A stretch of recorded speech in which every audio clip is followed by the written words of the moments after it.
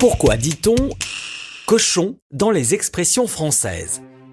D'ailleurs, vous vous demandez peut-être si cet épisode sera du lard ou du cochon, une expression pour signifier qu'on ne sait pas à quoi s'en tenir et qui est utilisée depuis le XVIIIe siècle, car le lard correspond à la graisse, mais comme tout est bon dans le cochon, on la mange aussi et il peut y avoir hésitation entre plusieurs morceaux qui se ressemblent beaucoup.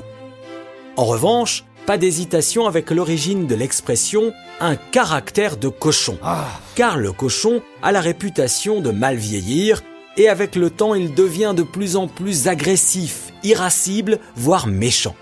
Comment se fait-il alors qu'on utilise l'expression « copain comme cochon » pour évoquer une grande amitié? Tout simplement parce qu'ici, le mot « cochon » n'a aucun rapport avec l'animal, mais est un dérivé du mot « sauçon » qui en ancien français signifiait « camarade ». On a commencé par dire « camarade » comme cochon au XVIe siècle, puis « ami » comme cochon au XVIIIe, et enfin « copain » comme cochon depuis la fin du XIXe. Et quand on est vraiment amis, on peut dire qu'on a élevé les cochons ensemble, car quand on partage ce travail difficile en vivant au quotidien dans la crasse, on se serre les coudes, on se soutient, on devient rapidement amis. En revanche, pour bien marquer la distance et éviter les familiarités, on dit qu'on n'a pas élevé ou gardé les cochons ensemble. Sous-entendu, on ne vient pas du même monde, une façon pour les classes sociales supérieures, pour la haute société, de rappeler qu'ils n'ont pas à se salir les mains dans des tâches ingrates.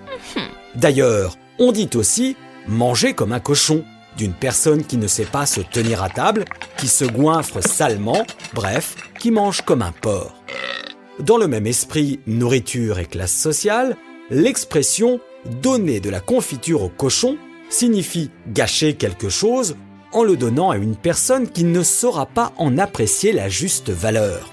Une expression aux origines bibliques est l'évangile de Matthieu qui dit « Ne donnez pas aux chiens ce qui est sain et ne jetez pas vos perles devant les pourceaux » et qui compare ainsi les profanes rejetant la religion à des animaux qui laisseraient traîner dans la boue ce qui a de la valeur. Le cochon représente l'être humain stupide et sale qui ne saura pas apprécier les valeurs spirituelles.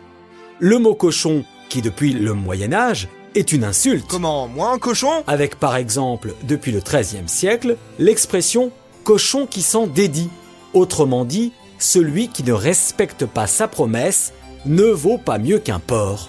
Enfin, lorsque le temps est humide et froid, on dit qu'il fait un temps de cochon.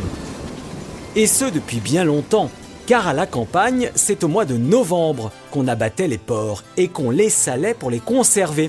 La prise de sel étant toujours la plus efficace à cette époque de l'année, fraîche et pluvieuse. Le cochon se conservait mieux. C'était donc un temps de cochon. Voilà, je ne vous ai pas pris pour des jambons, à bientôt.